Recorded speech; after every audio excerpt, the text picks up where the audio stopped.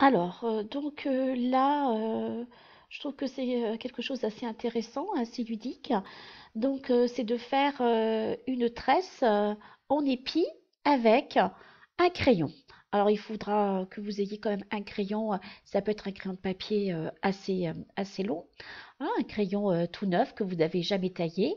Donc, en premier, ben, vous allez faire une couettée. Voilà, une queue de cheval si vous préférez. Vous allez plutôt la faire au niveau du vertex. Alors bien lisser, donc la difficulté c'est de savoir bien lisser la chevelure.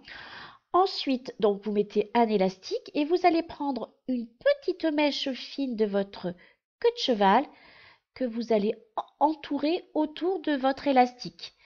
Et vous y glissez une pince à chignon ou soit vous y reglissez un élastique, hein, et que vous mettez dessous pour maintenir cette mèche-là. Vous allez y introduire ensuite votre crayon à papier, voilà, assez fin. Et puis, eh bien, vous allez voir après la suite. Vous allez diviser donc la queue de cheval en deux. Vous allez prendre une petite mèche de la queue de cheval à droite et vous allez faire passer sur votre crayon et vous allez la faire croiser vers la gauche. Celle de gauche, mèche va passer au niveau du crayon par-dessus et va aller vers la droite. Donc en même temps, vous allez faire, donc ça s'appelle une tresse aussi en épi, mais lâche. Parce que vous allez voir que vous allez lâcher ensuite votre tresse et ça fait vraiment un très joli effet. Et on croise. Et vous continuez. Alors l'intérêt aussi, c'est de prendre des mèches assez fines, pas trop épaisses. J'espère que la chevelure de vos têtes implantées la chevelure est assez longue aussi pour le réaliser. Et on recroise. Voilà, on fait passer par-dessus et on croise à gauche. Et vice-versa. À gauche, on fait passer par-dessus et on va vers la droite.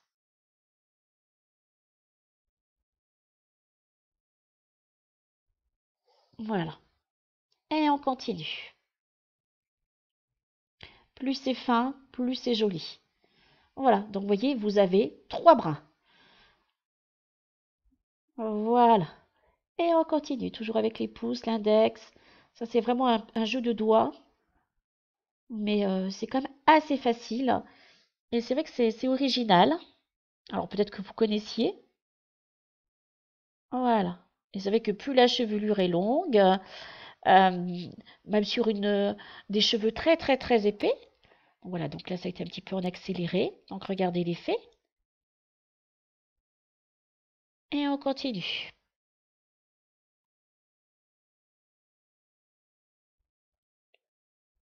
Voilà.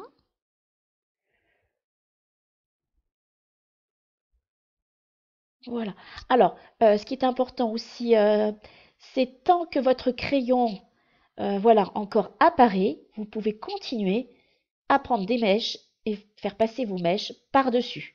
Voilà. Tant que le crayon, il est visible, allez-y, vous pouvez continuer. D'accord? Vous voyez, ça fait vraiment un joli torsadé en épi. Je trouve ça ben, très joli. Alors, voyez, vous vous rendez compte, là le crayon, il est presque, voilà, il est presque caché. Et donc, vous arrêtez de faire passer par-dessus, et là, vous allez continuer votre épi en prenant des petites mèches. Voilà. Et vous continuez. Jusqu'à temps qu'il n'y ait plus de mèches ici d'utiliser pour être croisées. Donc, c'est quand même assez long à faire. Tout dépend de l'épaisseur de la chevelure. C'est-à-dire, ça dépend de l'épaisseur de votre couetté, des deux morceaux que vous avez divisés. Et on continue. Voilà. Desserrer un petit peu délicatement. Au contraire, c'est plus joli. Ça fait un effet plus naturel. Il faut éviter de trop serrer l'épi.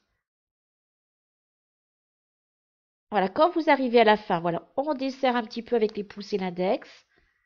Desserrez. Vous allez y mettre un élastique.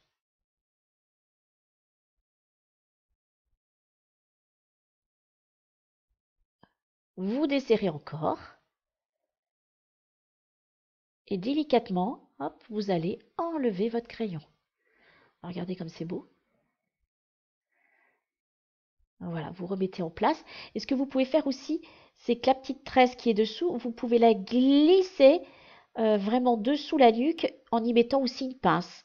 Voilà, ou soit ben, vous écartez encore la tresse en épi. Voilà, moi je trouve que c'est plus joli en mettant une petite pince par-dessous. Vous voyez, moi je préférerais que de laisser comme ça ballon.